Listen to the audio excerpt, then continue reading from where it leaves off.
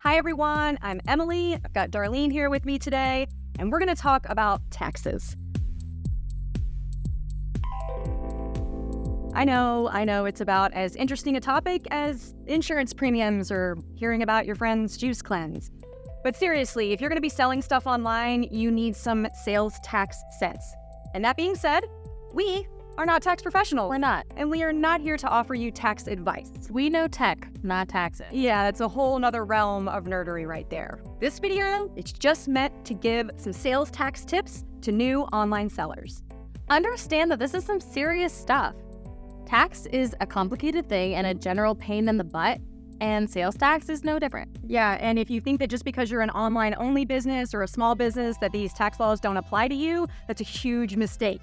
Tax authorities take this stuff very, very seriously. Failing to collect sales tax exposes you and your business to a bunch of terrible things like payment penalties, interest, collection fees, and all this happens after you pay what you already owe. Which is why we strongly advise that you do whatever it takes to make sure that your online store is sales tax compliant. Do your homework, do some research online, And make sure to balance out that research with some advice from a real tax professional. Sales tax is complicated, but it's not impossible, especially when you have a little help from a tax pro. And there is no grace period when it comes to sales tax, so even for your teeny tiny online store, you need to make sure that you're tax compliant from the get-go. So take some time up front to make sure you know what your business is on the hook for and get started off right. And now that brings us to the fancy tax term of the day, which is Nexus.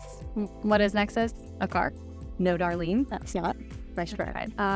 Nexus with an N essentially describes the relationship that triggers sales tax collection within a state. So the relationship between the seller and an estate in which they're selling in, if that makes sense. Yeah, I mean, stores used to be a physical presence and a location and a state, so you'd be obligated to pay that state's tax, but now we're talking online. Right, yeah, online now, all these states are saying, hey, we want to be able to charge tax on things that may not be sold in our state, but people in our state are buying them. So you're gonna want to document every touch point that your business has with another state, and then use some online tools to your advantage to check what the rules are state by state so you can make sure you fulfill your Nexus obligation.